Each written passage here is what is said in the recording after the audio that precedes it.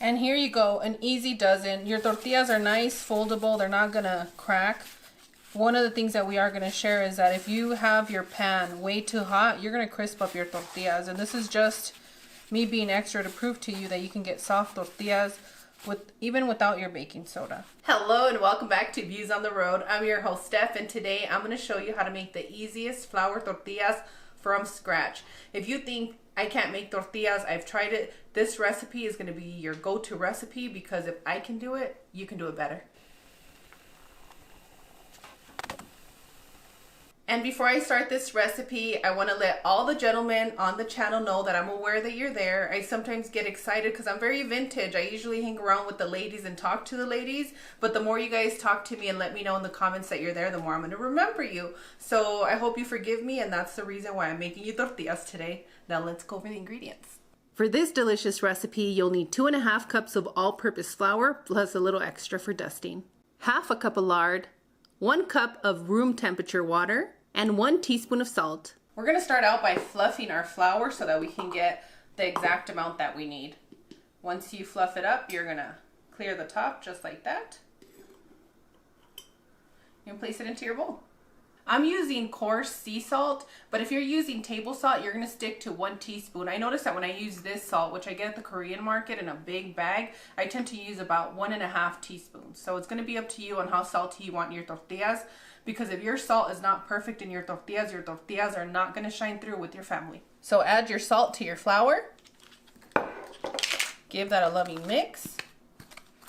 Now for your lard, my tip to you is try to find Morrell. If you don't have Morrell, go with Crisco. And if all you have is Armour, don't make them. The Armour lard, every time I've used it, it made my dough beyond sticky to the point where I couldn't blend anything. So please be mindful to yourself, be kind to yourself, because sometimes it's not you, sometimes it's the products that you're using. And if all else fails, go ahead and use butter. You'll be okay with that. They come out extra fluffy when you use butter. I am going to say, learn to make this without having to use any of your extra dishes in your home. And what I mean by that is that once you measure your cup, you're going to measure it to your hand. So once you have it to your hand, you can kind of eyeball about how much you need. So it's going to be give or take maybe a tablespoon, but it's not going to make a huge difference to where you're going to fail your tortillas. And now it's time to start dissolving our lard into our flour, and I start by squeezing a little bit at a time. And this part right here should only take you about 1.5 minutes to 2. And once you combine your lard into your flour, you're going to get this texture, almost like a crumble, but falls apart a lot softer. Nothing sticks. Even when you see these big chunky little balls, they fall apart. That's when you're ready to add your room temperature water. I'm going to start by adding half.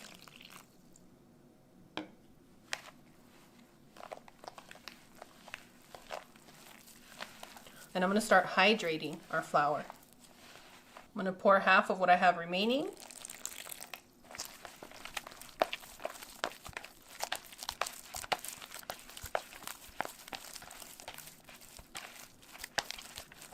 After you add all of your water, you're going to notice that your flour is nice and hydrated because it looks almost like oatmeal sticky. Not to worry. That's what we need. Because if your flour is not hydrated, you get really stiff tortillas, and you don't want that. You want nice, fluffy, delicious tortillas. I'm going to dust my counter with about 1/4 of a cup of flour. And I'm going to use both of my hands to knead the flour until it's smooth. These days, it takes me about 4 to 5 minutes.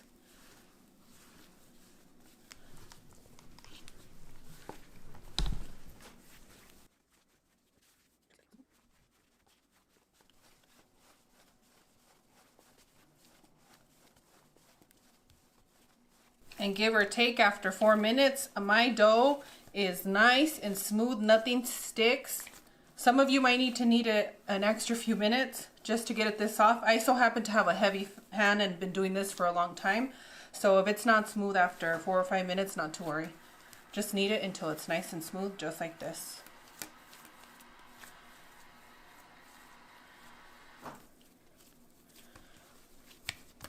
Once you have a nice ball, you're going to get a little bit of your lard. Warm it up in your hands. You're going to cover it.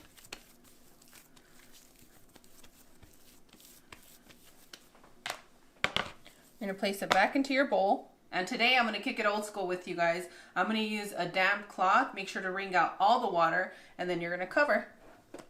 And now you wanna allow your dough to rest in the warmest spot in your kitchen. That doesn't mean leave it outside for the sun to hit it completely, but I'm gonna place it in my oven at 0 degrees with the light on, just so it's nice and warm while our flour combines and just gets perfect for us to do our next step. It's been 15 minutes and our dough is nice, soft, and ready for us to make into little balls.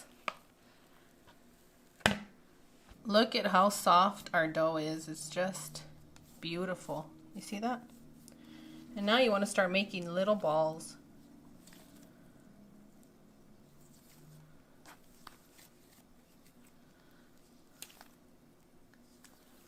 These days I don't stress it to be perfect. I just make the balls the size of my hands, and that seems to work.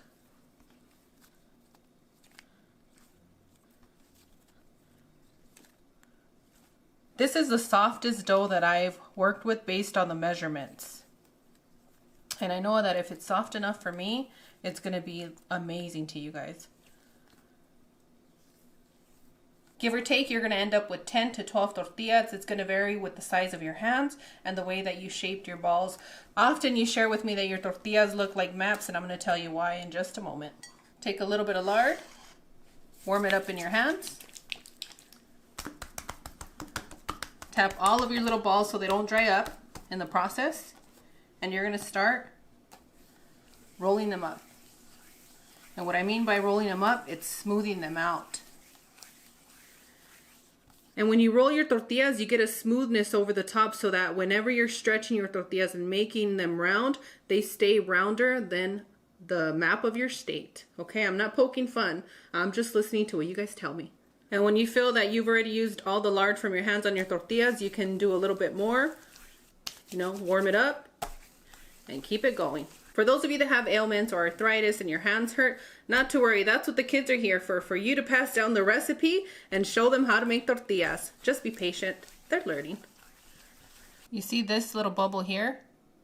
That means that you kneaded your dough to perfection. These are going to be the softest, stretchy tortillas that you will ever make. And now we're going to allow them to rest for 5 minutes.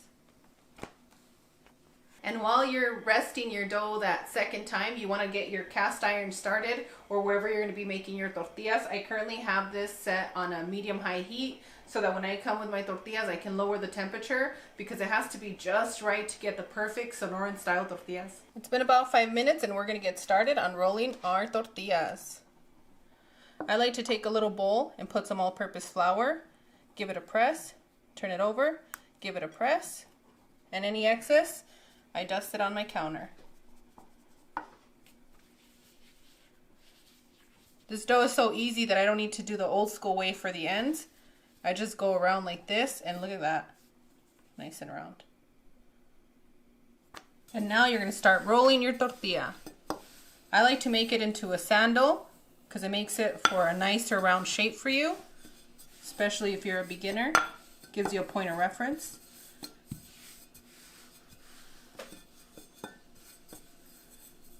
And I'm not pressing hard, it's just a light hand. This masa is so stretchy that you'll end up with a lot of folds because it's that pliable.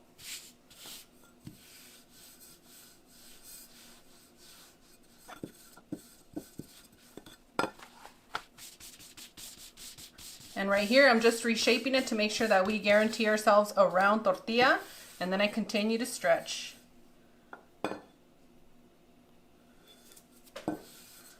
I was making salsa, so excuse the cilantro.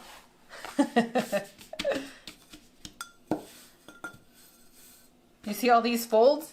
That's because it's so soft. I'm better off just stretching it with my hand at this point. So just reshape it into the roundness that you love. And remember, your tortillas are not perfect. You're going to grab them, roll them in a burrito or with your guisados. Just as long as the flavor is there, that's a good starting point for you. Okay? Don't worry about being perfect. You'll get there. The more you make tortillas, the more of a pro you're going to be. And then, boom, you're going to make tortillas just like this one day.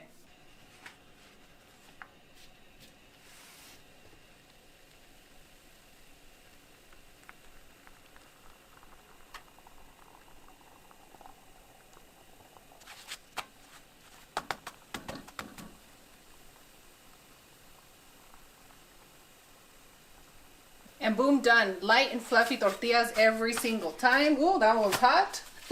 Hot fire, so be careful. One of my favorite things about Sonoran tortillas, it's how thin and light they are, okay? They're not gonna lay heavy on your stomach. It is just a perfect combination for your guisados, your stews. They're so thin, you can see the pattern straight through the tortilla. Look at that. And here you go, an easy dozen. Your tortillas are nice, foldable, they're not gonna crack. One of the things that we are gonna share is that if you have your pan way too hot, you're gonna crisp up your tortillas. And this is just me being extra to prove to you that you can get soft tortillas even without your baking soda. I grew up not using it, and this is no different for me. So it should be super easy for you guys to get your tortillas done. And even the way that I folded them for you right now, you can just put them back together and no problems at all. For those of you that want to keep your tortilla balls for meal prep, I would suggest you press them like this and you place them in a bowl so that they don't overlap each other. You can use a wax paper and continue the same process.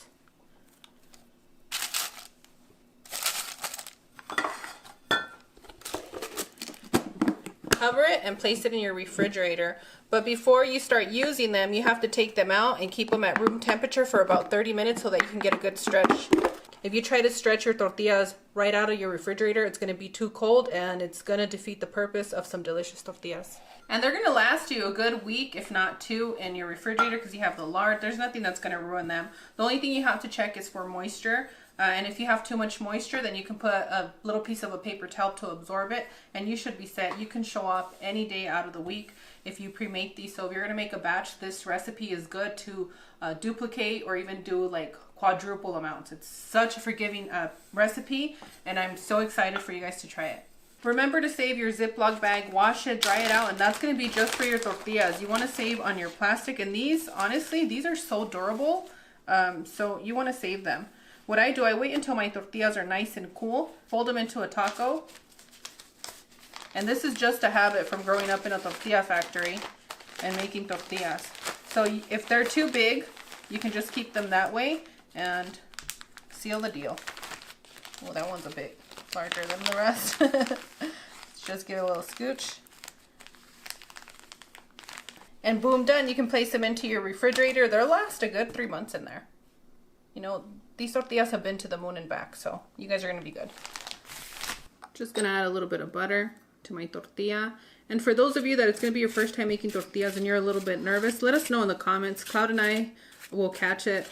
Although I keep to myself a lot these days, it's God, family, and views club for me.